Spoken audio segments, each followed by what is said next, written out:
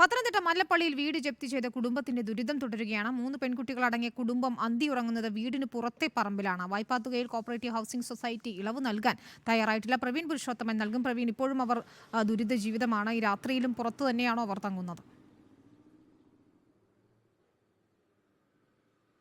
പത്തനംതിട്ട മല്ലപ്പള്ളി ആനിക്കാട് സ്വദേശി ഹരികുമാറിന്റെയും കുടുംബാംഗങ്ങളുടെയും ദുരിതം തുടരുകയാണ്.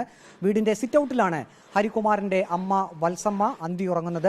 2 സഹോദരിമാരെയും കൊണ്ട് വീട്ടുപരിസരത്ത് അന്തിയുറങ്ങേണ്ടി വരുന്നതിൽ ആശങ്കയുണ്ടെന്ന് ഹരികുമാറിന്റെ മകൾ ഹരിത പറഞ്ഞു.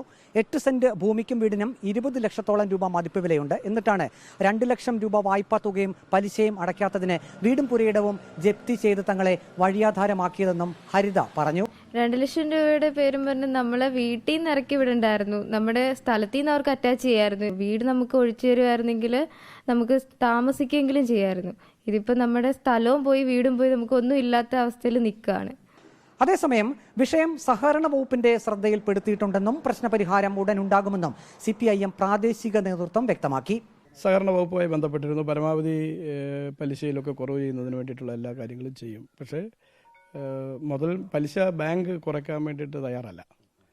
ഈ മല്ലപ്പള്ളി ഹൗസിംഗ് സൊസൈറ്റി കോൺഗ്രസ് നേതൃത്വം കൊടുക്കുന്ന ഭരണസമിതിയാണുള്ളത്.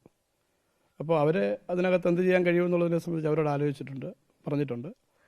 സഹകരണ ഡിപ്പാർട്ട്മെന്റുമായി ബന്ധപ്പെട്ടിട്ടുണ്ട്. 14% പലിശ നിരക്കിലാണ് 2012 2 ലക്ഷം രൂപ ഹരികുമാർ ഈ കുടുംബത്തിന്റെ ദുരിതം ഇപ്പോഴും തുടരുകയാണ്. വീടിന് പുറത്താണ് അവർ ഈ രാത്രിയിലും കഴിയുന്നത്. പ്രവീൺ പുരുഷോത്തമനാണ് വിവരങ്ങൾ നൽകിയത്. ഉടൻ തന്നെ ഇതിൽ ഒരു സഹകരണ വകുപ്പിന്റെ ഇടപെടൽ നമ്മൾ പ്രതീക്ഷിക്കുകയും ചെയ്യുന്നു. റിപ്പോർട്ട്